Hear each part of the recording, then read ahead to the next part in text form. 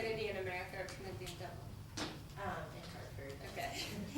And Peace Corps volunteer in Jamaica, Cool. did marine environmental education, ran a bed and breakfast for the past 5 years, Oh, neat. and I'm now here. Well, welcome to Little Rock. Thank you. And I should not say it to everyone, but to all of you, except Vivian. Is everyone except you from, is anyone else other than Vivian from Little Rock? Oh, you're from Arkansas. Arkansas, okay, well, Arkansas Magic. so welcome to everyone else and to those of you who are here and staying here. Thank you.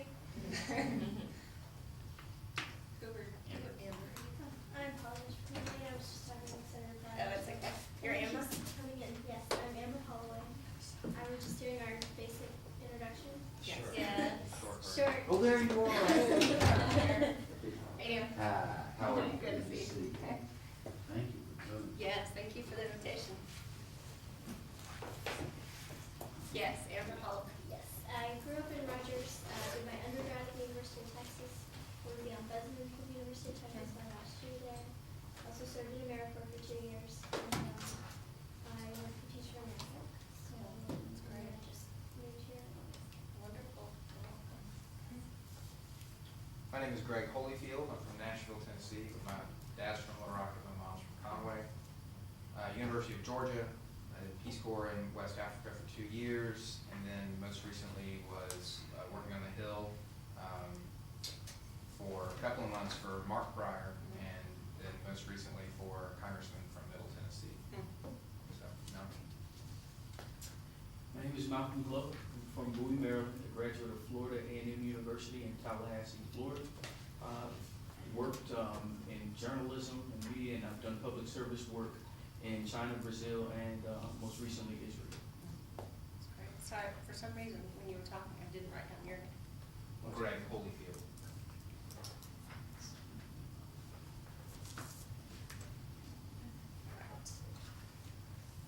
Vivian, who are you? Oh, okay. I'm Nancy Mencia, and I grew up in Las Vegas, Nevada, and graduated in IR from U.S. International University in San Diego, and then I did a master's degree. I'm gonna make this shortcut.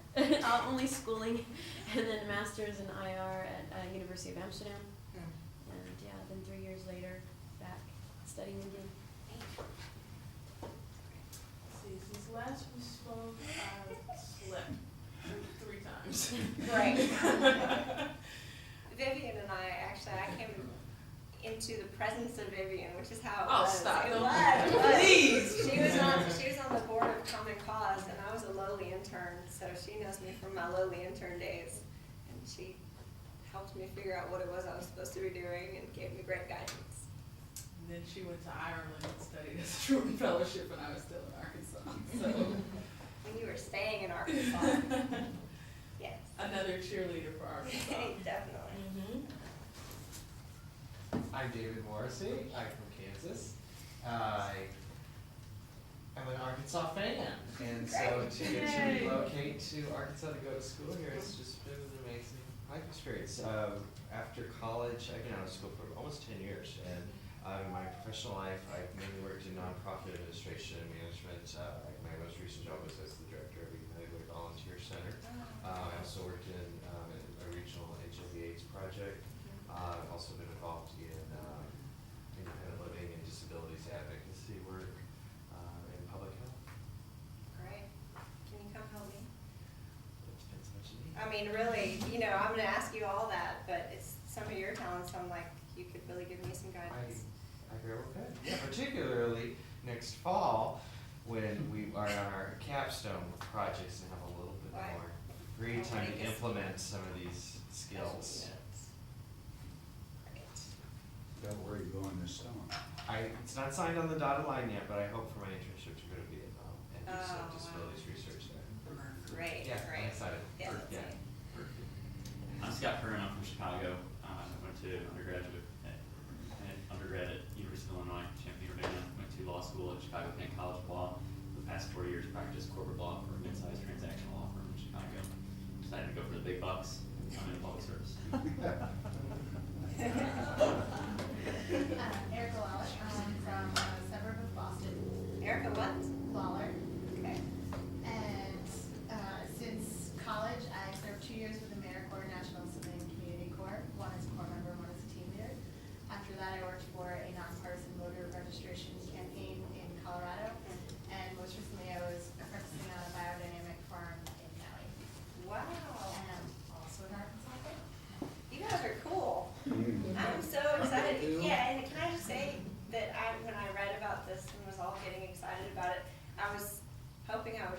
somehow in the river market run into one of you and get to meet you, so this is even better than that.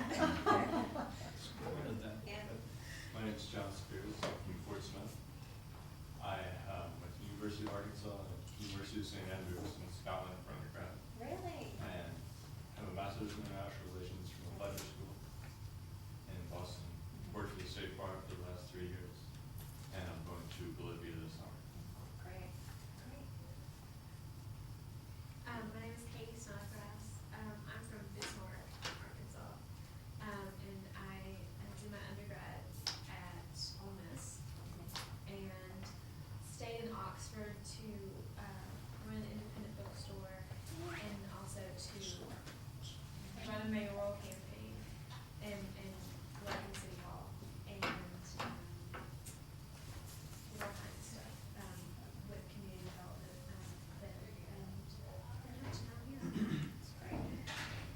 My name's Joe Ballard. I'm from Kansas City, Missouri. Went to school at Creighton in Nebraska, and for the last 3 years I was with AmeriCorps, 2 years with the National Civilian Community Corps, and 1 year as a Vista working at Kansas City.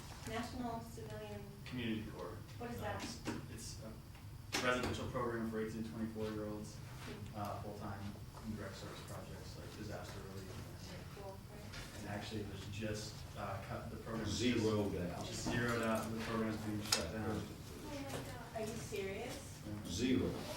Did you guys, Oh, that's did the alums do anything? Well, it beforehand, just, this or- was just announced on Monday, so there's Yeah. a big, it's starting Few out, days but news. Oh my god, you guys gonna put together a big new lobbying group? we'll see. The problem is AmeriCorps doesn't have a lot of support. Because it's a new program. George W. But, Can't President Clinton just point to George W. and say, you know, I have suggested to Eric, and I didn't have a chance to talk to Joe, that they do a national uprising. No, I'm serious. Yeah. We have that. And we're gonna get this funding restored.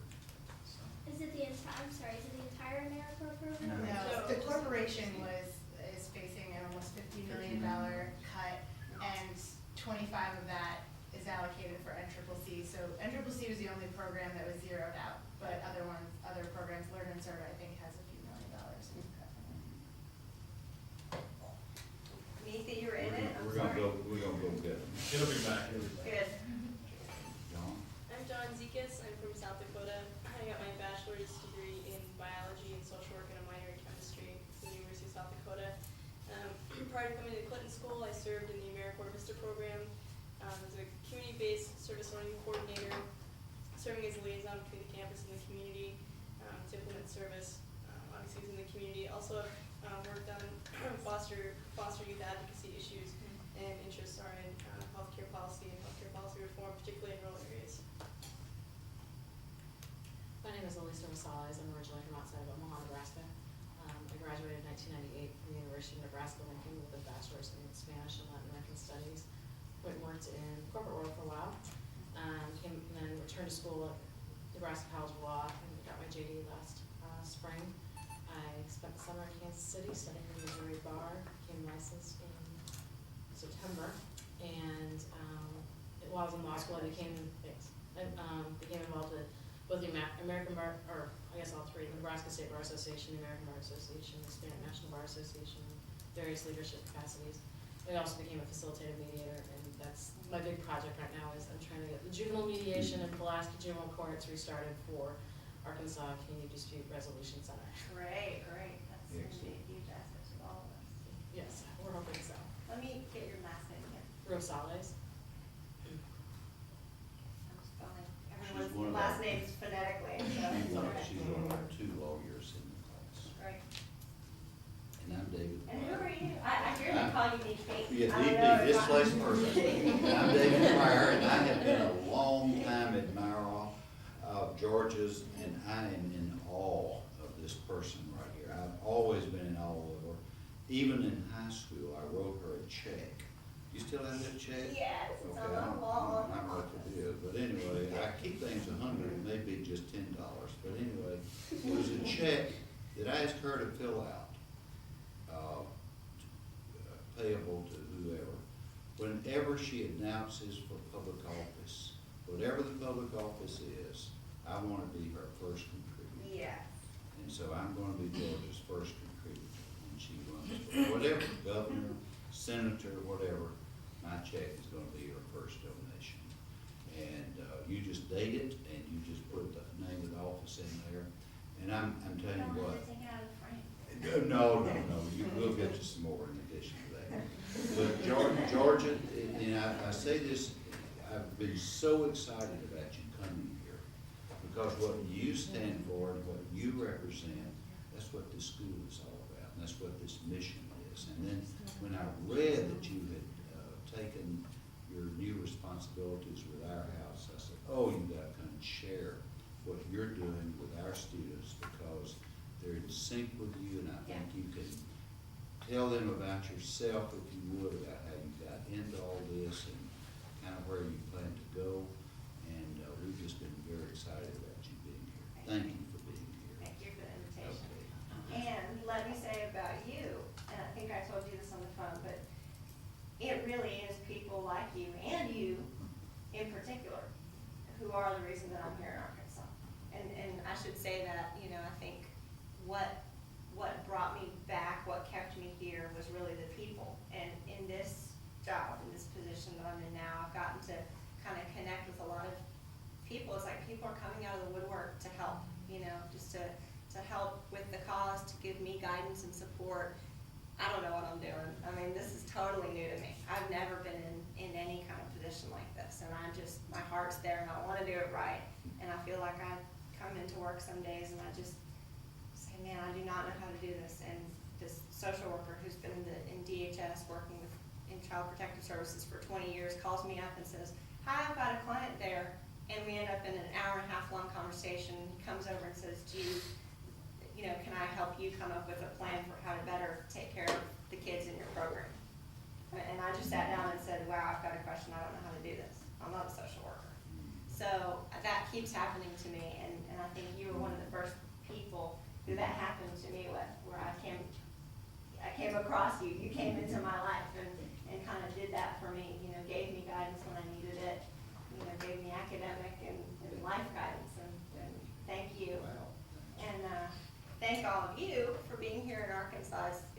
I think there's a kind of energy to just having people like you around, you know, just for us and for everybody around here, for other young people, just who you come across. Like I said, at the river market, who meet you and you talk to them and they get that spark. I think we all kind of spark off each other. And I know you, as a group, probably do that with each other. I was in the George Mitchell Scholarship Program, and I know George Mitchell was a colleague and a friend of yours. There were 12 of us, so it was about the same number. We all went over to Ireland. It was a postgraduate program. We all went over to Ireland and had that kind of totally diverse backgrounds, came from all different parts of the country, but got to be together and share our thoughts and our visions for the future. And we all stay in touch and kind of get together and say, well, let's do something about this issue or that issue. And I hope that when you all go on and leave this program, that you will stay in touch with each other, because it's really, really neat to have that kind of core group of people who share your values. So if you want me to talk about... Sure, it's your floor, it's yours. Okay, I want to start out, and I don't know what you know about our house, or about homelessness as an issue, or about Is that what you're interested in here. Little Rock got named the third Meanest, most yes. Yes. mean Yes. city to the homeless? Yeah. I think my former community is number 2, Lawrence, Kansas, Yeah. in that list. Yeah. So I left, I took my hate from Lawrence and And I And so it brought their ranking down. Real turnaround specialist. Yeah, and the guy who named our city that is named Michael Stoops, and he's a issue advocate, and he's advocating for the rights of civil rights of chronically homeless people. And that label came as and this is just to deal with that issue because it does come up a lot. Really came was kind of used as a political tool in the media, and was said for the purpose of the media. He actually came, Michael Stoops, and talked to all the homeless service providers just this year and said, well, you guys aren't actually that bad, and you are doing a good job. And we all knew why he said that, and he said it because of some statements of some local politicians and some local, folks who were driving, I mean, there were serious issues as a city about moving homeless people out of their camps, and some of our local politicians and local leaders were not saying that right. They weren't dealing with it right, yeah? If you don't feel, unless you feel uncomfortable, can you share what was said? 'Cause we've met a lot of people, and I just think it's important when we Sure. talk about these things to get context, Sure. if you feel comfortable. Yeah, I do. I mean, I know, and I don't know all the history of it, but for instance, I mean, it's, and I, where I'm going with this is that it's not the real way to evaluate how well are we doing. You know, someone, and I don't, well, I will say, you know, the one that I know of, and I know that there were many mistakes along the way that added up to that, but one of them was, you know, the head of the downtown partnership saying, and I'm not gonna quote this, but something along the lines of, well, they needed to be out of downtown. You know, just kind of, which doesn't sound that horrible in this context, but taken in the context of, you know, well, these are people and they shouldn't be, it was put in the frame of, you know, let's kick all these bad homeless people out of downtown and let's just sweep them away and pretend it's not an issue. That, I know for 100% fact that was not her intention. She's actually been very, very helpful in helping deal with the issue, but I think what happens is sometimes people just are not very politically correct and not very savvy in the way they talk about issues, and it just gets seized onto by the media and seized onto by this group. So I think that's part of where that came from. Homelessness is a real issue in Central Arkansas, and I think that I've gotten in the last few months, I've been in this position as executive director of Our House for the last 4 months. I've gotten to meet all the other homeless service providers, all of their leaders in Central Arkansas. There's a lot of groups out there trying to do the right thing, coming together in service provider groups. Central Arkansas Teen Care for the Homeless is a service group. There's others. There's a group of us who includes business leaders, which is developing a 10-year plan to end chronic homelessness. This is something that's going on across the nation. A lot of cities are doing this, and also rural groups, not necessarily cities, but kind of regions are dealing with this issue. And I should say, homelessness is not only a city and urban problem, it's also a rural problem.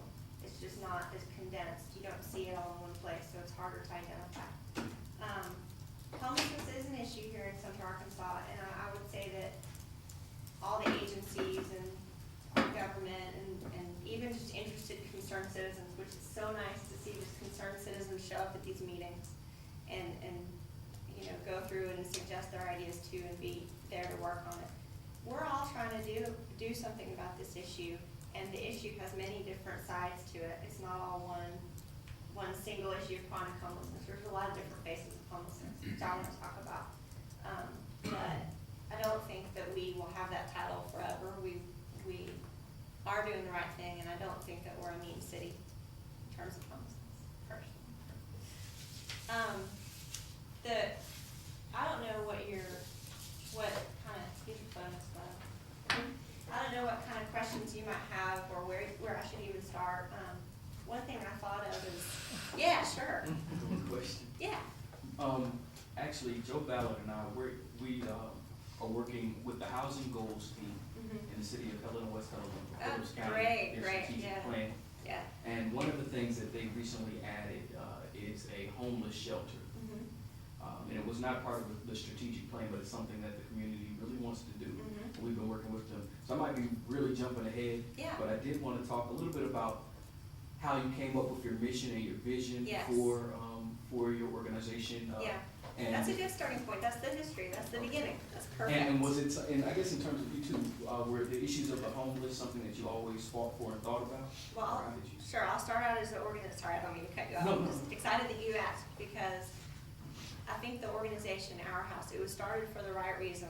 It was started because there was a need. And a bunch of church ladies and someone from the temple got together. I mean, this is true. This is really how it happened. You know, an Episcopal, a Catholic, a Jew, and, you know, a couple people from these different churches who are all having these kind of soup kitchens and dealing with the homeless at that level, realized that the same people were coming back week after week, and they weren't doing anything to end the cycle of homelessness. They were just helping people barely eke along. And they came together in the living room of this woman who is now, she just got off our board. I mean, she was on the board from the beginning. She's about 80 years old and just a wonderful woman. They all got together in her living room and said, what are we gonna do about this problem? We had in Little Rock at the time, Union Rescue Mission, Salvation Army, some of these other shelter programs, and they were providing short-term emergency shelter. So you're in for 5 days, you come in and you basically have shelter, have food, and then you're kicked out after 5 days. And then after a week you can come back. Again, perpetuating the cycle of homelessness, keeping people in homelessness. And I believe actually that now some of those programs have changed. But at the time, 18 years ago when Our House began, that was what was here in Little Rock.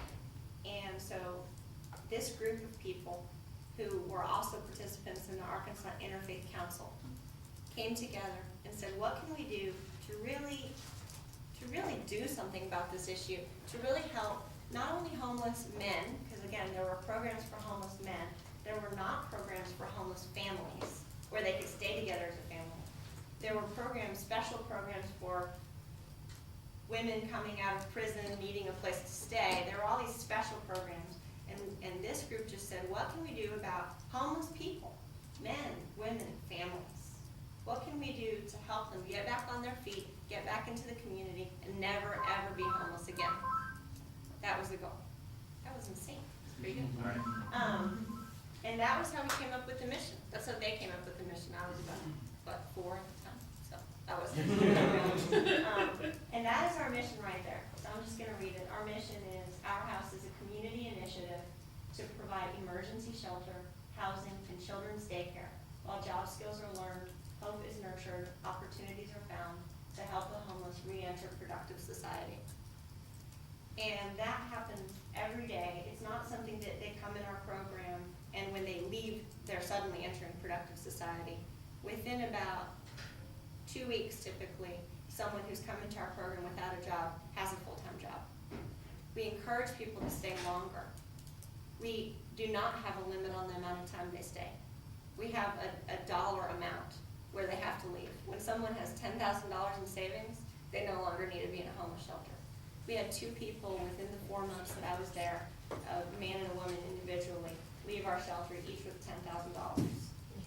We had a woman who was 55 who had a personal health crisis that put her out of work for a time. She lost her job, she lost her apartment, she became homeless. And she came to us ready, willing, and able to work, wanting to get back into the job market, having trouble doing so with no money at all. She ended up getting 2 jobs, working 2 jobs full-time plus part-time. She saved, which is a requirement for all of our residents, she saved 75% of her earnings. That's a requirement. They can do that because we're providing breakfast, lunch, and dinner, shelter, everything except transportation we provide, the basic necessities. So she saved $10,000, and when she left our program, she had a mortgage and went from being homeless to homeowner. Yes. And it's not a unique story. I actually want to read a little letter, and I shouldn't say that everyone does that. A lot of people leave with $2,000 or $4,000, and part of what our staff does is they try to encourage people to stay long enough that they'll save. You know, what we try to do is give them the job skills through our educational center, where we have GED programs, literacy programs, and a computer jobs training center, which was the first computer jobs training center for homeless people in the nation. It was right there at Our House. We still have that program. Through those programs, we try to give our people the skills to not only work, but work in a good job where they can make some money and where they can support their families, which means working at a time of day that they can come home at 5 o'clock or 7 o'clock and see their kids. Because for our people who are trying to work evening and night shifts, which is a lot of times the only work they can get, they don't have any time to see their children. What kind of problem can that cause? How do they find childcare if they're working at midnight? How do they do that? Well, it's too hard. It's too hard to get to work. The bus doesn't run at that time. Just daily life challenges make it impossible to keep working that way. I mean, we have people who come to us and say, I was making it. I was just barely making it. And I had a man come, and this is what he said. He said, I was making it, I was working the night shift at Affiliated Foods, I was catching rides with friends, I didn't have transportation, I was just barely making it, and I did that for 7 months, and I'm exhausted, and I can't do it anymore. And I'm coming here, and I only intend to be here 2 or 3 months, because I need to catch my breath. I need to save a little bit of money. I need to not be living paycheck to paycheck. I need to be able to have enough money that I can catch the bus. That I don't end up left at work because no one could come and pick me up at 3 in the morning when I get off. So people come to us, and we're able to provide them that, whatever it is that they need, ranging from short-term emergency shelter to long-term transitional housing, to educational programs, to free daycare for their children.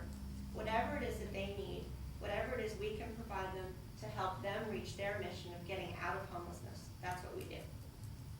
So I just wanted to read this little letter. I actually just got it a couple of days ago from one of our residents, and he's writing this to Miss Jessie or Mr. Don, and those are the shelter directors and supervisor. I'm leaving our house today.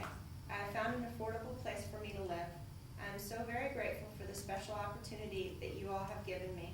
I thank you, especially Miss Jessie, for your caring and helpful ways in helping me in my transition from homelessness to self-survivalness, and cannot express in words the joy and appreciation for concerned people as yourselves. Furthermore, Amy, another shelter supervisor, could not have been more supportive and caring to me. I thank her deeply also. I'll be at our house today after 2 p.m. to get my belongings. Thank you again. And he signed his name. So when we get that, I mean, that's why we're all there. You know, you said, why am I there? What drew me to it? This is what keeps me there.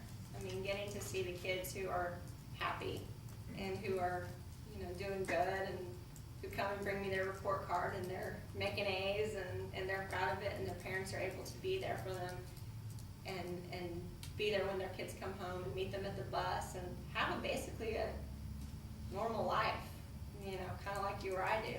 To be able to provide that when I know that for many months they lived in their car, you know, or they were going house to house. And a lot of times the people who come into our program are not homeless on the street. They're homeless in that they're moving from week to week to different family members or friends' houses. They get kicked out from one place to the next because there's too many of them, or because the people who they're staying with can't continue to feed them or take care of them. You know, they're not the bum on the street with the street sign, with the Will Work for Food sign. And I want to say that because people say to us, why do you have empty beds in your shelter? Ever, when there are people sleeping under the bridge. The reason we have that is our program is for homeless people who are willing and able to work, who want to work, who don't want to be homeless anymore. And a lot of homeless people who are under the bridge have another set of problems, whether that's mental illness, drug addiction, alcohol abuse, that causes them to not be able or willing to work, to not want to abide by our rules, to not want to be a part of our program. So your image of a homeless person is not the same homeless person that we're dealing with. If you came to our shelter, the people who you would meet, and I'll just read a little bit of this. I get a list every week of where our people are working, and if they're on a job search, I know that, and I talk to them, and I try to get them a job, or some of them are staff does. This is a little bit old one. This is the end of December, but we had people working at Hardee's, at janitorial service at a hotel. We had a security guard, a car salesman, a construction worker, and these are people who you meet, whether it's in this community or in the communities where you're from. We have someone who works in a nursing home. We have people who work in daycares. We have people who work at JCPenney's. You know, you go and meet someone and they're, you know, they have a tooth that's missing, or they're not very friendly to you. Something that's happened to me in this work is that I've realized, you know, if that person's a little bit rude to me, I need to remember they might be going home that night to go live at a shelter. I mean, they're in our community. They've already re-entered productive society. And I just want to point that out because it's not something that happens when they leave. It happens when they come into our program. Does that answer your question? Yeah. Very long way. No. And if you want to borrow our rules when you develop that and come and talk to us about how much it costs to run a shelter and what it takes, I would be happy to share all that with you. That'd be excellent. Yeah, We would love to, happy to do that. because we're really in the, planning stages, Yeah. and really trying to help them focus their energies. And in many ways, they kind of want to do the same thing. Mhm. They want to give different services to the homeless, whether it's, mental health services or Yeah. job training or, Right. or, credit counseling. Right. But everything is in the early stages. But people have offered, land, and buildings and everything for them. So we're really trying to help them just kind of focus their That's great. energies on what they can do. That's great. So we will keep in touch. Yeah, I love I it. guess the other part of that question was, because I know from the brief bio, the talk from Vivian and from Dean Pryor, that, you were a Truman Scholar and you went to A George Ireland. Mitchell Scholarship, Yeah. yeah. Oh, George yeah, Mitchell yeah. Scholar, okay. I tried for the Truman and they didn't like me. I got to the interview phase and I didn't get it. Mhm. But thank you. But I'll you were a accept it. Donaghy. I was a Donaghy Donaghy. Scholar. Oh, Yeah. I guess, because I guess the question is, with your work in Ireland or the work that you've done in the past, Mhm. did you work with the poor? Is that kind of, Yeah, actually, I know where you're going with this, I think, which is kind of why this field. And this is something I thought about a lot before going into it. I wasn't, some people come into a field because they have a specific interest in that population. And that was not actually the draw for me. I had known for many years, actually from the time I talked to you, that I wanted to do something that really impacted people's daily lives, where I could know that whatever it was I was doing was having a real effect, really improving someone's life. And I wanted to do that at a larger scale than, there's ways you can do that one-on-one with people, and there's ways you can do it in a big way with a lot of people. I always liked both, and it was a question for me about which I would end up doing. I made the decision that my skills could be best used if I were in a position where I were not giving direct service, but where I was kind of managing something and helping other people to be able to give that service and give of themselves and coordinating and doing that. And I always, because there's definitely that part of me that really enjoys the FaceTime and that person-to-person element, I always go down to the daycare, a couple times a week and hang out down there, and go in the shelter in the evening, and I try to have 1 or 2 dinners with them, and I do that, but that's for me. That's not part of my job. What drew me to this work and to my work in Ireland and to my work before this as a consultant doing strategic planning for nonprofits, helping nonprofits think strategically, and then to this was the idea that I could use what I have, which is not everything it takes. I mean, it's a little piece of it. It's a piece of the puzzle that I could put in my little piece and have a real effect on people's lives. And I think one thing that I've enjoyed about this is when you're dealing with people who are in crisis, and everyone around me, everyone who comes in the shelter is at the worst, the lowest point in their lives. They're all in a crisis point. There's also this kind of magic of they have to make it work. I mean, this is it, they have to accept my help. They have to come together, and if we, I'll just tell you this, in our operating budget, after we made payroll last time, we had $2,000 in our operating account. It's really, really, really scary. I mean, we have 20 people on our payroll. Now, half of those people are homeless people who are working for us in an employment assistance program. But I have 20 people who I need to pay. I have utility bills I need to pay for 4 buildings, 2 transitional shelter buildings, a emergency shelter, a daycare, a educational program. I have food I need to buy for about 115 people. That's just the beginning. I have toilets I need to fix. I need a plumber. I have serious, expenses here. And this is how our organization has been for many years, and it always works out. And I know why, because when people are in crisis, they come together and they make it work. And if we don't have enough money, if the shelter director comes to me and says, I need a check for Sam's because I need to go to the store and buy some food, and I say, I'm really sorry, we don't have any money for that, somehow the residents make it work. The guy who works at Arby's brings home the extra food for everybody. I mean, seriously,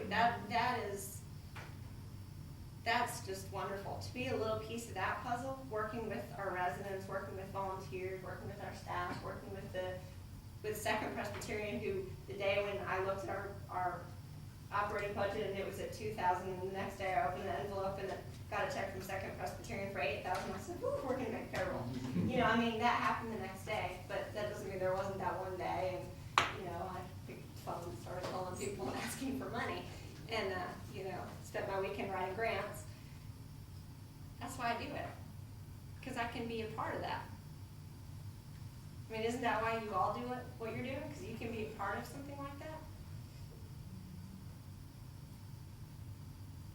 I don't want to always be at Did you $2,000 learn in the this? bank. That's scary. Georgia, did you learn this when you were growing up? Because you grew up in a very, very unique environment. Yes, yes. The community, the Yeah. pieces of the puzzle, Yeah, one yeah. group doing. Actually, yeah, that's a good point. Tell them just a little, if Yeah, you would, about sure, it, if you sure, don't mind happily. sharing. I don't mind at all, no. Please. No, I grew up in a community here in Little Rock that really was a lot of friends. It was a lot of families and friends, and it was really just a neighborhood. But some neighborhoods, everyone lives in their own houses, and the garages are attached, and you go from your house into your car in your garage, and then you open the window and drive out, and you never talk to your neighbors. My neighborhood was not that way. Every Saturday, we all worked on our neighborhood together. You know, we all pitched in to help each other with our house projects. You know, we all did that. That was who we were, and we watched each other's kids, and it wasn't hiring a babysitter. It was, you know, watching your neighbor's kids, because I was 13 and I was old enough to watch their kids now. You know, I mean, it was something you got to do. It was never anything you had to do. It wasn't, oh, you have to go be a part of your community now. It was, how lucky am I to be in a community where we all have a role to play? Whether you're 11 years old or 60 years old, whether you are a carpenter or a lawyer or an anthropologist. You know, growing up in a community of people like that and seeing that everyone had a part to play was definitely giving me an appreciation for what everybody has to offer. And that's something that that point was driven home for me when I was in Northern Ireland, and I was relying on strangers to basically reveal of themselves, tell me about their lives and their opinions and their beliefs and what they held most dearly. You know, I was going around to public housing estates, talking to really poor people, and basically saying, why did you choose to live in a community? Why did you choose to go with you and your child and live in a community with only a bunch of other Protestants? Why did you make that decision? And they would tell me, and I'd say, yeah, but why? I mean, what about it? And I was just a stranger, just asking them really personal questions. And I needed to know the answer. I mean, that's what my dissertation was. If no one had talked to me, I would have had nothing. I was relying on it. And they gave of themselves. They gave me the greatest gift. They gave me what I needed, what I couldn't have paid them, you know, $1,000 per focus group. I didn't have that. You know, I just had to bake some cookies and say, please, will you tell me how you feel? And they did that for me. And they did that. And I learned through that not only what it was that I was trying to learn, but also that everybody has something to teach and everybody has something to learn. Every one of those people, no matter that they were welfare moms or, you know, on the dole, as they say over there, that they were really poor, living in these, you know, little poor communities, they had something that I absolutely needed. They had something that they needed to teach me. And that's something that I think about every day in my current work. If I have a question about how to do something, if I have a question about how to set up the shelter, which we just built this new shelter and, you know, needed to figure out how to set it up, all the staff were all arguing, well, we should do the beds this way, or we should do the dining room this way, or we shouldn't have round tables, or we should have square tables, or whatever it was. I said, well, hold on. I got a couple of my residents. I said, these are your beds. How do you want them set up? And they all came together and they pushed them around and they said, okay, Georgia, come see it, come see it. This is how we want it set up. I said, oh, good idea. I mean, it's their place, you know. I'm not saying that's rocket science, but it is something that I've learned. Yeah. It's not something you learn in college, for sure. Do you guys have any other questions? Well, Yes, the picture. you have a great chart. I think maybe our group would be interested to talk about your funding. You have a lot of lines coming into our house that's helping keep you going. For a lot of federal dollars I see, and state and local dollars. Yeah. How yeah. is it, and yet you have months where you end up with $2,000 left in your checking Right. account, so how does that juggling happen for you? Yeah, yeah. And do you have a CFO or someone in your staff that's dedicated to the money piece, or is that you too? Yeah, we don't have a development officer, we don't have, a COO, we don't have any of that, it's just me. We do have an office administrator who is a kind of part-time teacher and bookkeeper, and that's really great, you know. We are operating, I don't know, did I say this? Did I say what our annual operating budget was? Okay, so I should start out by saying, last year we provided residents, we sheltered 1,000 people. And I don't know how I'm doing it. We sheltered 1,000 people. Okay, help me out. We sheltered 1,000 people, and I don't have the numbers in front of me for how many we provided educational programs to. We gave free childcare to anyone who had a homeless child in our program. We had about 150 homeless children go through our program last year. We were shelter workers. So we did all that. We touched 1,000 people, and we gave them breakfast, lunch, and dinner. And we have an operating budget of $450,000. We could not exist, we could not operate, we could not feed our people, except that we have a different group come in every single day of the year. We have a calendar, and every single day of the year, some group is coming in and buying and bringing and cooking dinner for our residents. We had a building. We raised about $1 million and built a new building. It's not paid off yet, but we're pretty close. And at the end of the construction, we ran out of money, and the building was built and there was no kitchen. And we wished upon a star that we would be able to find the money to build a kitchen. And Stevens in the Capitol Hotel, which is, you know, the finest hotel in Little Rock, was redoing their kitchen. And the guy who was designing our kitchen for us, pro bono of course, also was designing their kitchen. And he connected us.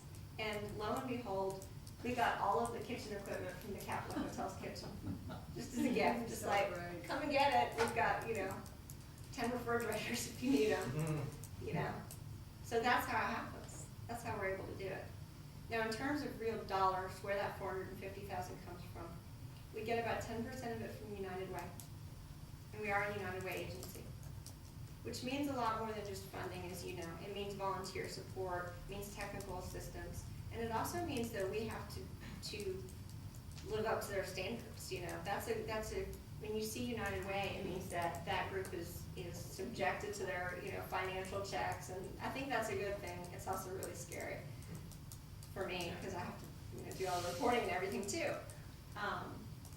We also get funding from DHS, Department of Human Services, which is now Department of Health and Human Services, state level. And that's basically federal HUD dollars passed through the state, and then they give it out in terms of emergency shelter grants. That is about $14,000 a year. And we actually get 2 of those for our 2 different programs. We get our largest single source of funding from HUD, Housing Urban Development, Department of Housing Urban Development, and that's about $115,000 or $120,000 a year, and that's being cut. That will be cut. We won't get that kind of funding next year. One neat thing about the way that we get that funding is that we as an agency cannot apply for it directly. We have to come together with our what's called a continuum of care, which is all the homeless service providers in Central Arkansas, and there are these networks throughout all the states. And then as a group, we have to justify why we in Central Arkansas need this large amount of money. And then we among ourselves apply for how we're going to divide it up.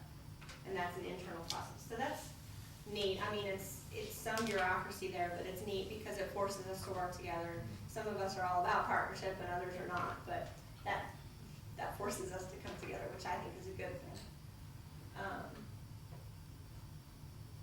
About 30% of our funding comes from churches, organizations, corporate donors, and private individuals. We don't currently have any other foundational support from foundations. And I don't know why that is. I don't know if it was that the director before me didn't do a whole lot of grant writing or what. I mean, it is hard to find the time. Like I said, I'm writing grants on the weekends, so if any of you want some really good grant writing experience, come on board. Seriously. But, that's really it in terms of funding. Yeah. I noticed you had New Futures for Youth on there. I'm teaching a class for them, actually. Who? New Futures for Youth. Oh, Are you great. one of their grantees for this year? No, we're not actually, and I need to go talk to them about it because one of their grantees, Catherine's House, and this is really scary to me, which is a great organization, provided service to teens, young parents. They ran out of money after 10 years, after a decade of doing great work. And it's a wake-up call to all of us because it doesn't matter how good your work is sometimes. If you don't have the funding, you cannot continue to operate. And that just happened to them. They did get a grant from New Futures, and we hope to, and I haven't even had this conversation with them yet, but I guess this is, how you do it. I saw that in the paper, and my first thought was, can we provide services to their clients? And my second thought was, and if we do, can we get some of that funding to do it? Right. Well, That way we're accomplishing both. the center that I'm working for with the dispute resolution, they're one of the 10,000 grantees that Oh, it's for great, the organizational great. support. Yeah, of, exactly. Your development. Exactly. I mean, it's really great. I mean, they Yes. obviously do lots of different kinds of programming, but Yeah. I just was curious how that Yeah, funded. yeah. Yeah, and I think, the reason they're on there is for technical support, Mhm. and you don't see any arrows coming or going with them, just in conversation. The reason I drew that picture, and it's on my wall, and I haven't finished it, it's not complete, but is because there are arrows coming to and from, and I think it's important for us as an organization that receives a lot to remember that we also have something to give back, not only to the community, but also to these other organizations who are a lot of times in the same kind of position as we are. And while we can't provide financial support to the other organizations, if we have some extra refrigerators, we're gonna share them. And if we get a shipment of 7,000 plates, as we did from Dave and Buster's, who said, take it all or take none, then we're gonna share it. That's why everywhere it says plates. I mean, what is plates? Because everyone needs plates, and we had 7,000, I mean, it's not what you think of as, real organizational savvy, but we have a warehouse full of plates. Rice Depot provides us with a lot of our food, helps us with transportation of goods. It's pretty self-explanatory.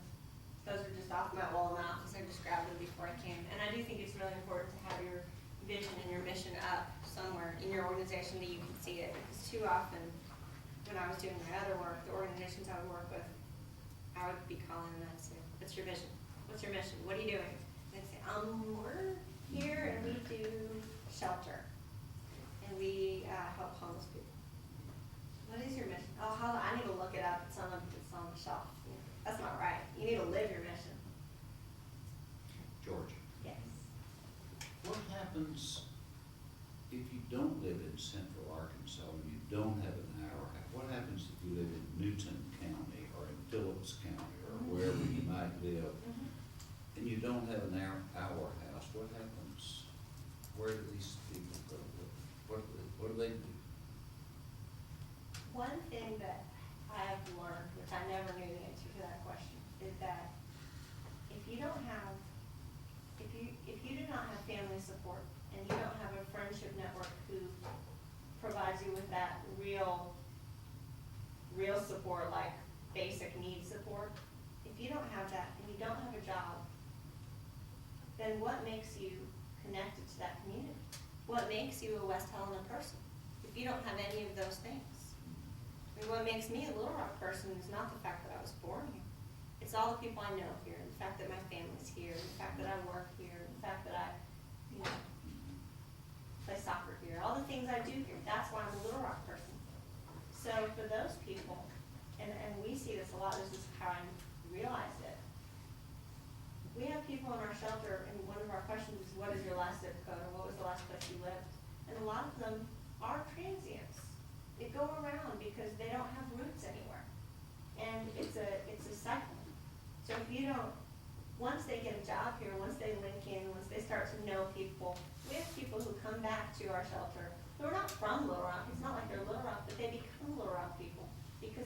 from Lone Oak, West Helena, wherever, because there was a shelter there. So that's part of what happens to them. They move. Those communities lose those people. And a lot of times they don't come back. I was kind of curious, this morning on NPR, they had a panel discussion on it, we're talking about why people can't understand why it's so important for victims of Hurricane Katrina and Rita to be back in New Orleans, to be back in the neighborhoods where they were, and that people don't understand why is it that we're gonna give you this home, this trailer or whatever, why is it needs to be parked there, and they kind of touched on that briefly about people don't understand the sense of community, and I'm kind of curious why do you think that's the case, and what can we do to get the message out? I mean, I grew up in a town of 250 people, so I know about community. But there are a lot of people who don't understand that. I mean, what do you think that's a large issue? I mean, that is facing particularly homeless population and those affected by the hurricanes. And what do you think can be done to address that? I think that's a great question. I think there's two different elements of it. I mean, we're kind of dealing with the opposite end of it. You've got with New Orleans and everywhere that the hurricane hit, you've got people who were part of a community and whose community was shattered apart and they were spread apart. That's the opposite side of people who don't have a community, and what we're trying to do is connect them into a community so that they are a part of so they are re-entering productive society. So I don't know if those are connected. I mean, there are two ends of the spectrum, I guess, of a continuum. I don't know. It is an interesting thought. I don't know what the solution is. Grew up on an Indian reservation. Really? South. Hmm. I always love to tell that. That I don't know why it is, but that somehow or another, that just kind of nice. Yeah. Something. I think it is kind of that issue, what you're talking about, is that it's a lack of understanding on other people's parts. Right. And it's the whole thing they talked about exactly kind of what you had mentioned earlier about, traditional, urbanite or suburbanite. Yeah. It's like you get in the car, you don't think about Right. your neighbors and that kind of stuff. And particularly, if you're, from a smaller community or if you're in a lower to middle income area or income bracket, I mean, that's your support system, that's what you are based upon. And getting that message across that you can't just, people are like, Yeah. move elsewhere, go get a job somewhere I else. see what you're saying. And people don't really Yeah. get that it's like, well, if everything's here except Right. the job, then what's Right. what's the incentive to move there just for the job when everything Right. else is here? That's a good point. Yeah, okay, I got you now. And yeah, actually, that is a really good point. And I think especially with lower income people where, and I don't know if this is true, this is just off the cuff hypothesis, but where are people getting their child care from currently? From their family members or their friends. They're not paying for it. Most of them don't have child care vouchers. So when we offer them free child care, that's a great thing if they don't have that family and friendship network to do that for them. But a lot of them, prior to this, that's what's changed. That's the piece that's changed. Their aunt used to watch their kids, and now their aunt is sick and can't. We had a young woman who was dropped off at our shelter, and actually, I'm telling this wrong. She was not dropped off, but she was at our shelter. She had a problem. She was being temporarily evicted. She needed to go have some time. She was actually being moved from the emergency shelter to the transitional shelter because she was fighting with some people in the emergency shelter. We do have problems, and occasionally the problems come over to my office at 7 o'clock at night when I'm the only one in the building, come knocking on my door. I have a problem. I need to talk to you. And this was the case with this young woman, who, by the way, had grown up through the foster care system, had been told she was mentally ill when she was 12 years old, and she and I spent a long time talking. She needed someone to talk to that night. So she was in the situation where she needed to not be there, and she was going to come back the next day. She didn't want to stay the night there. Who came and picked her up? This big semi came in, and we were looking out the window. This huge semi came in, and it was her. This is what she said. I don't know how to explain this. It was her baby daddy's sister's friend who had a truck, because that was the only person of all the people who she knew who had transportation, and it was a semi because he drove a semi. And and he came there, and he spent the money on the diesel to do that for her, which is big. I mean, that's a big thing. Someone she doesn't really know. Her baby daddy's sister's friend who drives a truck came and picked her up, loaded up her stuff, and said to her, now you're coming back here tomorrow. This is a good program. I know because my friend went through this program. This is a good program. She came back the next day. But I mean, in terms of your question, how do you recreate that little network? How do you get that weird little web of connection with someone who will do something for you? Or even within the shelter, because you talked about the guy who worked at Arby's one night and brought home sandwiches Yeah, and stuff. yeah. I mean, the typical sort of thing you think about is that you go into a shelter and people are like, this is mine. You know, it's like I'm not sharing, I'm not helping out at all. And so I mean, how do you foster that among residents? How do you foster that among the staff, everybody, that we are here as a unit, as a family in a sense, and that, you know, if you don't eat, then I'm not gonna eat. Right. Actually, that's a good point. You know, one thing we do to that effect, and this is new, we had all these different rule sheets that we've developed over the years, and it said rules, and it looked really mean and nasty, and there were like 10 different sheets from all the years, and we couldn't read the type anymore because they'd been zeroed so many times. And we were moving, so it was a perfect opportunity to redo the rules and not call them rules, call them guidelines and, you know, whatever. And organize them and make sure they didn't conflict with each other. So we had these big staff meetings. I got together with all staff and put up a bunch of flip charts and went through all the rules and, you know, pulled it out of them because they were the ones who knew they'd been there forever. And one thing we came up with in the behavior section, we had all these no's, you know, no yelling, no fighting, no da-da-da. I said, wait, what are we trying to do? What are we saying with all these no's? We're saying, when you're here, you are a member of a community, the Our House community. Behave like a member of a community. So we scooted all the no's to the bottom because we needed to keep them in here because sometimes people are really literal and they say, it's not in the rules. So we did need them in there. But the first rule said, you are a member of a community, the Our House community. Behave like a member of a community. And when I came to that group, the 50 or so people who moved over from our old shelter to the new one, and I read through the rules and I said, do you have any questions? After that section, the guy raised his hand and he said, okay, about this community thing. I said, yeah, I thought he was gonna give me a hard time. I said, about this community thing.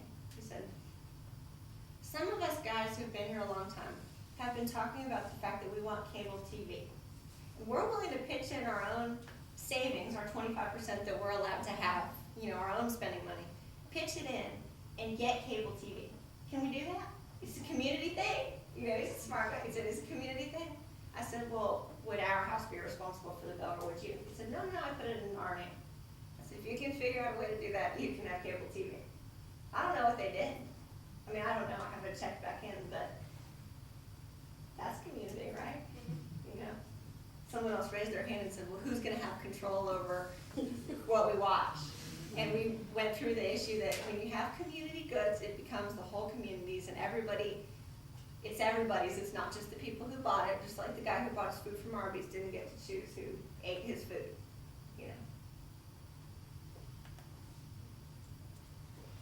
Another question along the same lines of community. I know that you mentioned programming that deals with transition to the back to the productive society. Yeah. What kind of, I don't know if safeguards is the right word, but what kind of precautions after the Our House community is so well established and people begin that network there, that transition to where they're becoming renters or homeowners or living on their own with their own families, how does that transition take place? Or does Our House claim responsibility for, I mean, that's scary. If you had no network and now all of a sudden you have a house full of people you can trust. Right. And you're going back to being on your own. That's a frightening transition, I assume. So how does your programming deal with that? Or how does Our House deal with that? Not as much and not as well as we will in a year from now. I mean, it's part of our program that I'm trying to rebuild. The physical structure of how we do that is the emergency shelter is a men's dorm with 30 beds. I mean, that's what you saw in the pictures was the emergency shelter, and the women and children's side with 40 and 40 beds. The transitional shelter is, and the emergency shelter has a supervisor at a desk who's an employee of ours, and you know, that's an emergency shelter. That's more what you think of as a shelter, groups who come in and feed. The transitional shelter is individual rooms. We like to put families there so they can stay together, obviously. But individual rooms with bathrooms. There is no employee supervisor. There's a resident who's a house mother or house manager is what we've changed the title to. When I came, it said house mother, and I said, couldn't a man do this job? Everyone said yes, so house manager, who kind of, you know, make sure that things work. They cook their own food rather than having people bring it in for them. We do give them, we bring in like financial, someone's gonna come in, a guy who works at Morgan Stanley is gonna come in and do a personal financial literacy class with them. They go shopping for the food and are learning how to budget for it.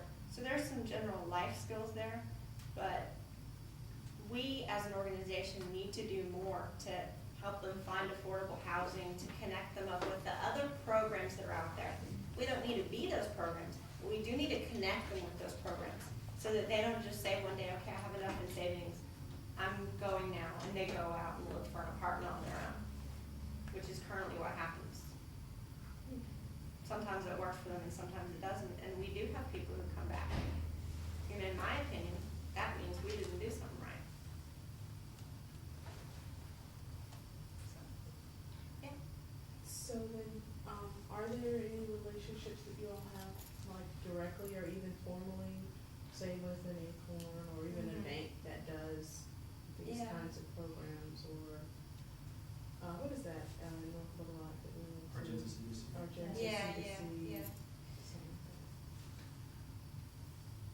that. Organizationally, and I like, you know, kind of, I don't know if you guys have read Good to Great for the Social Sector or any of these kind of organizational structure books, and I'm into that. You know, there's organizational learning and organizational knowledge and individual learning, individual knowledge. Our staff, our shelter coordinator has been there for 18 years. He was the first volunteer. He started out as a Delta Service Corps volunteer and actually was working in construction and built the shelter and then started working there. And so he's been there 18 years. So personally, he has a lot of connections. He knows where to send people. He's also been there 18 years, and he's also about 68, 69. Someday that man's going to retire. And do we have on paper formal agreements of partnership? No. That to me, that's what I'm trying to develop. That's why I put that on the wall, because sometimes, I mean, I'm coming in as this new young person saying, hey, what do you know? Let me pick your brain, let's do this. And that part of managing, that part of my job has really been the hardest part of my job for me. I had never managed anyone. Now I manage 20 people. And they all know a lot more than I do. And every one of them is older than me. And the women call me honey and kiddo, and I mean, that's, you know, this is a problem, you know, or maybe it's all right, but so yeah, we have those partnerships, but we need to make them more formal, we need to make them more permanent, and we need to take all the great individual knowledge that people have and turn that into organizational knowledge. And then too, I was wondering with, I forgot what, I was at some meeting or something, and I was doing part-time work for a nonprofit here in Little Rock. Excuse me, Debbie, I can't. Oh, I'm sorry. Yeah. I was doing some part-time work for a nonprofit, and there was some kind of meeting. It was really related to law enforcement and some of the issues. I think that, well, at least this came up, issues that a lot of ex-felons confront. And this woman kind of went off on this tangent. It was very emotional, but people were listening because it's not something that we think about as far as the bonds that people have. I mean, it goes back to community and some of the things you've been talking about. But she talked about how prevalent the problem of homelessness is among ex-felons, because once you try and re-enter productive society, it's kind of like you're not allowed to. It's hard to find a job. You can't get a place, even rent a place, You can't rent a decent place. Exactly. Because they require a background check. Exactly. Felon, they don't want to rent to you. Exactly. So how have you found that issue to be an issue when you're trying to help people re-enter productive society? Well, first of all, you're absolutely right. That is a real problem. And homelessness is not the problem. Homelessness is the effect, right? The problem is, you know, that you're coming out of prison or you're coming out of jail. One thing that I've learned, there are programs for people coming out of prisoners like there are halfway houses for people coming out of prison. They're not, to my knowledge, programs for people coming out of jail, which is weird. I don't know why that is, but you know, there's just all these, probably some funding thing, you know. There's funding for chronic homelessness, which defines a homeless person in a way that cuts out women and children.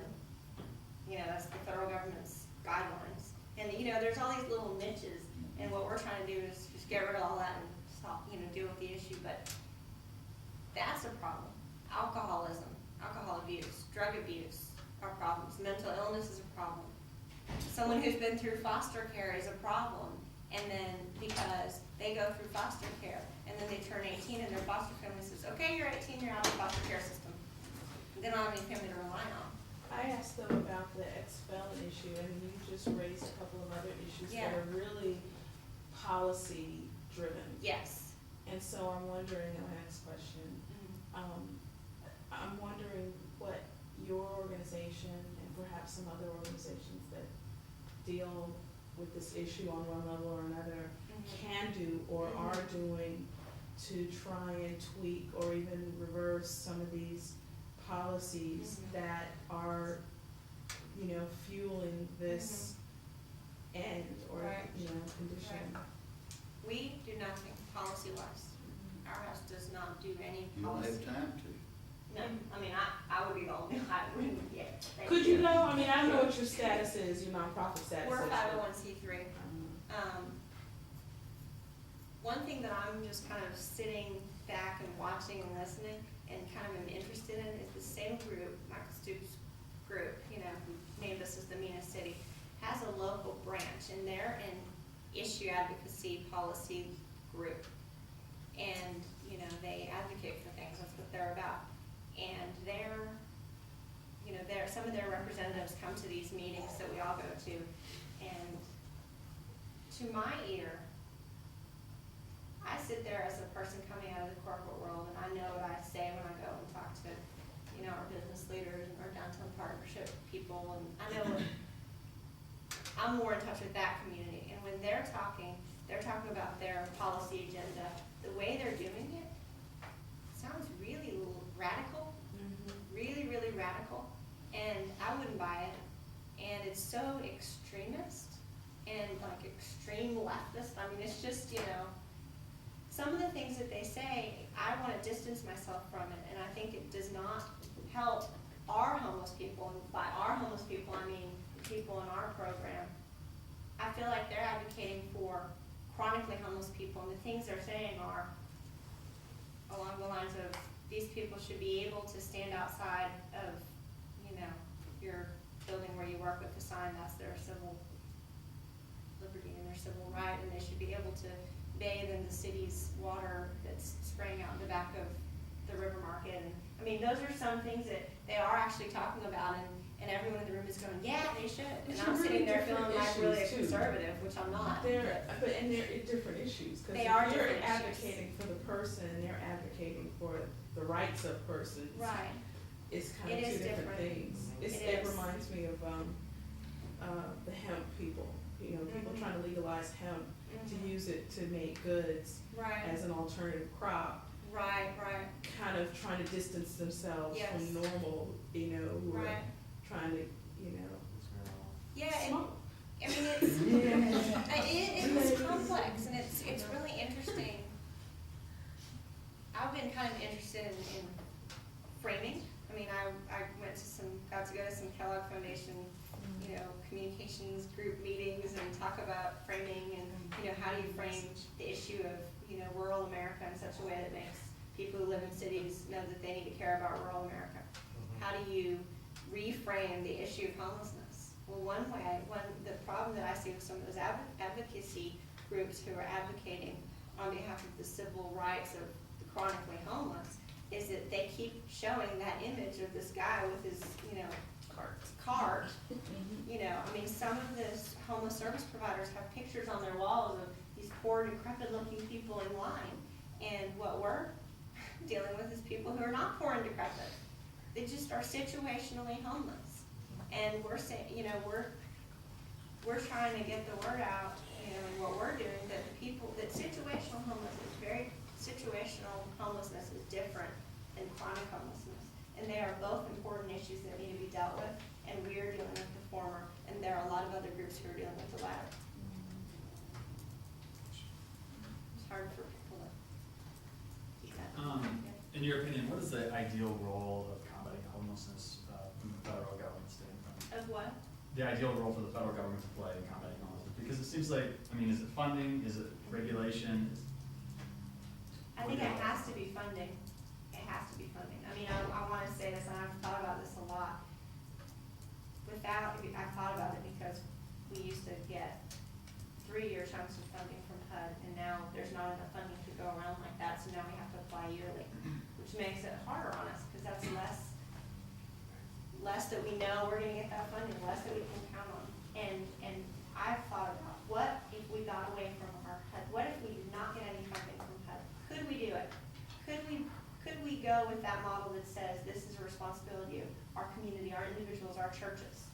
We already get all the support we're gonna get from our churches. We get support from like 30 different churches. I mean, we have a very wide ranging, we're an interfaith organization. We get support from, all the different Christian religions and even the Jews, and I was talking to the Islamic Center and asking them to come out and serve a meal. They're gonna do that. We really are interfaith, and they don't have enough money to fully support us. So it has to be funding. Beyond that, Just to go off that, regulations have to go in place with, go hand in hand with funding. to play the devil's advocate, Yeah. if you were to have the funding that you're talking about, what does it do to this, and doesn't that take away a little bit of like the magic you talk about that makes shelters really work and community? Like, what's the happy medium? Because if you have this funding coming in, you don't need to do this as much. Right. And does it take away from? Did you read Good to Great for the social sector? Because you sound like you did. What they said, what was mentioned in there, which I think is totally applicable to your point, is it was a homeless program, and I can't remember exactly what the challenge was. I just read it this weekend, but it was basically they had to look at their mission and turn down funding because the funding source, it wasn't that the funding source was asking them to do something other than their mission, but it was replicating on an organizational level what they were trying to get individuals away from doing. So, I mean, just to go with your point, even though I know we need the money, there are some homeless programs that have a caseworker, and part of that caseworker's job is to help that homeless person get on food stamps, get child care vouchers, help them get all these entitlements that they're entitled to. We do not have a caseworker who does that intentionally. We have a caseworker, if you want to call it that, who helps them find a job, who gets them nice clothes to find a job. I mean, that's where we invest our resources. So on the one hand, we are saying we are not encouraging our residents to rely on government dollars, and we as an organization are relying on government dollars. So Good to Great would say we're doing that wrong. In the future, if we could get off of that model, I think that'd be wonderful. It would mean we didn't need it. If we could be self-sustaining, if we could provide free childcare to our homeless kids because we were also providing childcare for a fee to members of our community who needed childcare, then that would be great for us financially, and it would be great for the kids because those kids would be playing with the other kids, and those parents would be meeting the other kids' parents, and that's community. That'd be good. So if we could do that and fund it that way, if we could do the same thing with our educational programs, that'd be great. And if we can get there, fabulous. We're not there today. So. If something like Katrina, which raises the issue of poverty at such a national level, doesn't get you there, what kind of crisis or what will get homelessness and poverty on the national agenda, if ever, in your mind? The framers, the framing people who like to think about framing, say that the way that social issues have been framed over the last 2 decades has been, especially by the Democrats, has been through the crisis model, the crisis frame. There's a crisis, help us, there's a crisis. People are so tired of crises that they blank out and don't see it anymore. The framers would say, would say that the way to get it on a national agenda is to change the language in which we talk about it, to change the frames, so that when I say to you, homeless man, you don't think of that guy on the street. And when I say to you, homeless single mother with her 3 children, you don't think of that welfare mom. We changed that language, just like the language of public health. There wasn't a language for public health 2 decades ago, right? And we didn't talk about public health, and now we do. And by the fact that we now have a language for it and all agree that there are public health issues and we call them public health issues, now it matters and now it's on the agenda. That's what we did. Georgia, on that previous point, I just wanted to stick with it for just a second about entitlements, because in the continuum of care, intake and referral is a component of that, and making sure that clients are aware there's resources that are available, and those aren't always nonprofit resources, those are all federal, like food stamps or et cetera. So how do you bridge that, and how do you make sure your clients are receiving that information? I actually didn't know that that's a requirement, is it? Well, it's been a few years since I've been involved in that work, but I didn't know. when I was with the AIDS Project, we were a collaborative with Oh, okay. a local resource, the Okay. intake and Okay. referral center Yeah. for the homeless. Yeah.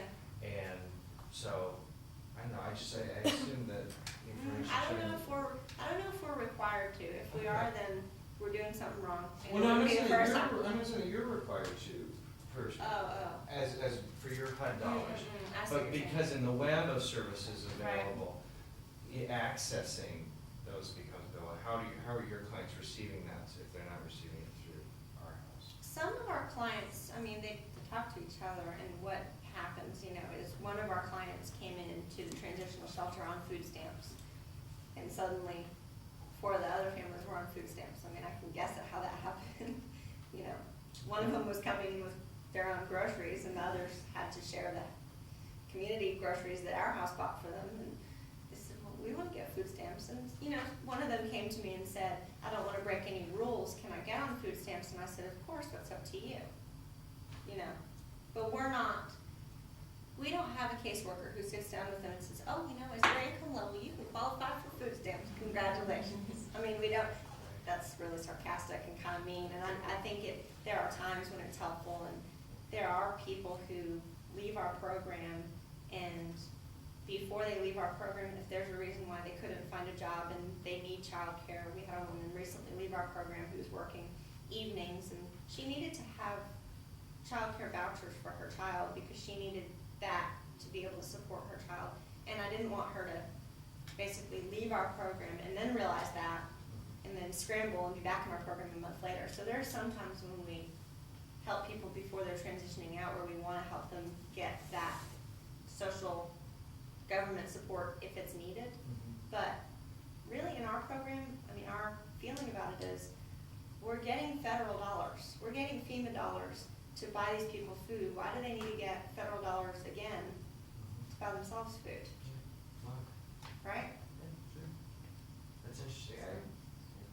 It's logical to me, and it would be really wrong, and there are groups that do this, that support their own organization through the individuals. They as an organization have a reason that they have a caseworker who gets their recipients on vouchers, on T benefits, because then suddenly the educational program that we're providing, if we get all this T money through the recipient, we say, well, you can participate in it, but you have to apply for your T benefits first so we can get our funding. And we don't do that. That it goes to the organization when they apply for the T? What happens is if they get funding, this is all new to me. I've been sitting in these meetings going, what, you do that? It's wrong. Naive person.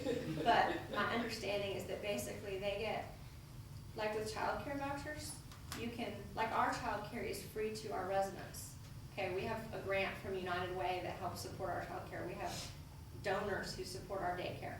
So if we don't say to them, your child can go to our daycare for free, but first you have to go down and get some vouchers. First go down to the local office and get vouchers, and then we're going to be paid through the state with your vouchers. we don't do that, because then that gets them on that system. What we're saying is, while you're here, we're gonna give you free daycare. When you leave, for 2 months after you leave, you're still gonna get free daycare, because you'll still need it. And it gives that transition time for your kid, where they don't suddenly have to move, be in a totally different situation and leave their daycare. You know, we do that, and then hopefully they don't need vouchers and they're not on it, and they start paying for daycare somewhere. Since you're downtown, Get to go to class. Go to class. Bye. Nice to meet you. Thank you. I have two other questions. Since you're downtown, Hey, wait, one thing. If you wanna come out, take a tour, I would love for you to. I'll drop everything over there and give you a tour. So we can just contact you anytime we're ready for. Yes, do you have that person's information? Can I leave it? Okay, Please leave it for us. Great, I will. Great. Thank you. Thank you very much. Yeah, thank you guys. Yes. oh, okay, so say that same person finds a job, transitions out of the program, keeps the child in the daycare. Yes. But still needs daycare, doesn't wanna get on, assistance, but can pay something for Yes. daycare. Could that person continue to bring their child to daycare, especially if the child is Yes. bonded with everybody there and could, I Yes. still wanna bring her, but can I pay you something? Yes, as of a month and a half ago. Just checking. Self-sustainability. We have other kids now who are coming in. It started, we've got 4 kids now who are there whose parents are paying. I think that we need at this school a course in framing. Yeah, always exciting. I think that we need to really think about it. It's really. I take strategic marketing, by the way, it's fabulous. Oh, yeah. Well, I saw this in New York, I think it was the New York Times. Yeah, New York today, Times Magazine.